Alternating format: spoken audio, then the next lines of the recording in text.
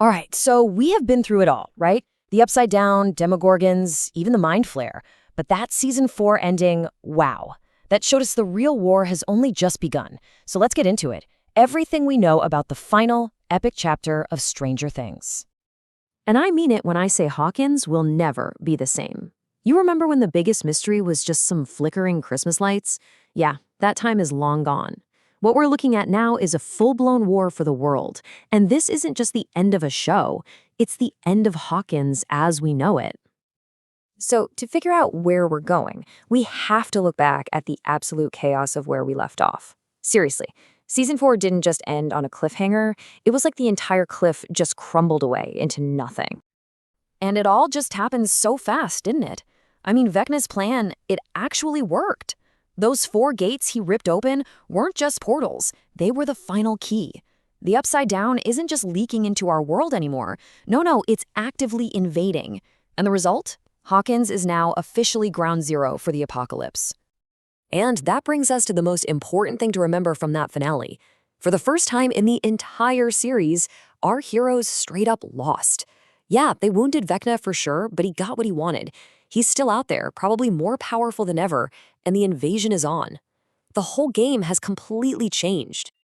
So how does the final season kick off? Well, you might think it pick up, seconds after that totally haunting final shot, but the creators are actually doing something pretty different.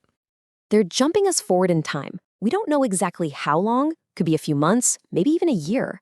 But the big thing is, we're not going to see the immediate aftermath. We're going to get dropped into a Hawkins that has already been living with this invasion for a while. Just try to imagine what that world even looks like. So, why do this? What's the reason for the jump? Well, the Duffer Brothers have been super direct about it. Like they said, the kids are growing up. So this time jump is a really smart, practical way to line up the story with the actors' real ages, which just makes everything feel that much more real. Okay, so with this time jump setting a whole new stage, what is this final fight actually going to look like? Well, in a word, massive. This isn't about saving one friend from a monster anymore. This is about saving, well, everyone. This comparison right here just shows how insane the escalation has been. Think way back to season 1. The main threat was a single Demogorgon.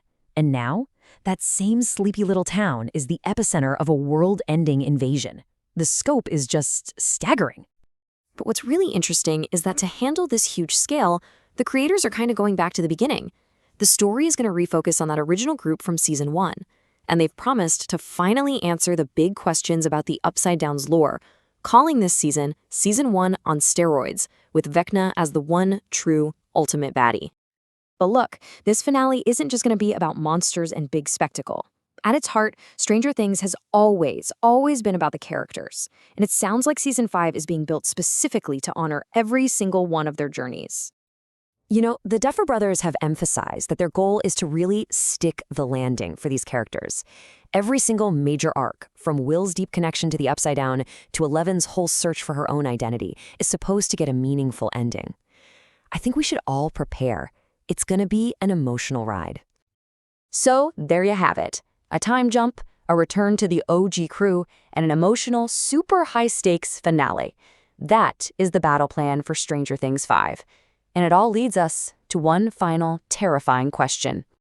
With the stakes this high, and with the creators promising a real, definitive ending, it feels almost certain that not everyone is going to make it out of Hawkins alive. I mean, every character is on the table, and the fight against Vecna is going to demand the ultimate sacrifice from someone. So who do you think it's going to be? Who pays the ultimate price to save everyone, and who absolutely has to survive? Drop your boldest predictions in the comments below. Thanks for tuning in, and make sure to follow for more explainers like this.